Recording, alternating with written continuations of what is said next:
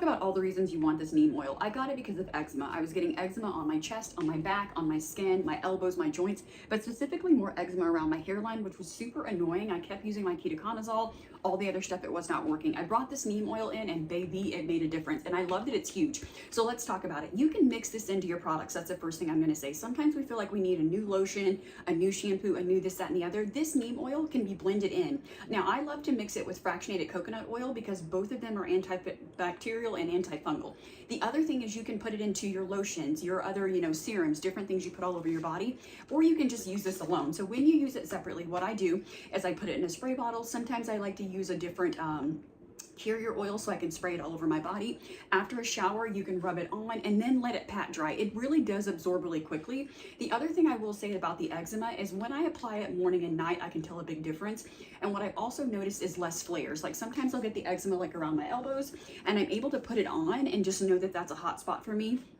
The other thing is it's rich in antioxidants. So if you're dealing with like aging spots, acne scars, different things like that, I've been able to massage that in. The biggest thing about neem oil is that it does absorb very quickly. So if you've been using other oils that are like rubbing all over your bed, that's transferring all over your clothes, that is not gonna happen with this product, which is so amazing. Things I've done with it is oil pulling. So I'm able to like put it in my mouth and swish it around. The same way you use coconut oil for antibacterial, antifungal, you can do the same thing with neem oil.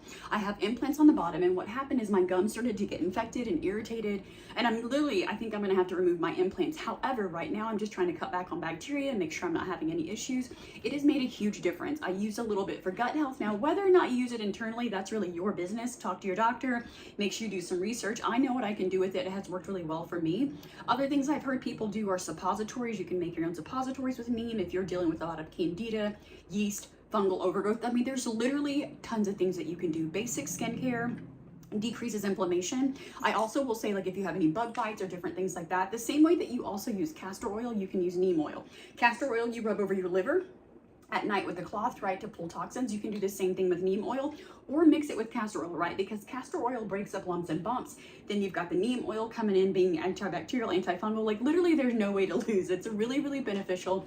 Definitely try it out. I would get the huge gallon and make sure you know that you can make your own stuff, right? You can DIY, but you can also mix it in with your current stuff and just have the benefits of the antibacterial, antifungal, especially going into the summer, or if you get really hot and you start to itch, you start to flare, you have candida, yeast, SIBO, fungal things, fungal acne.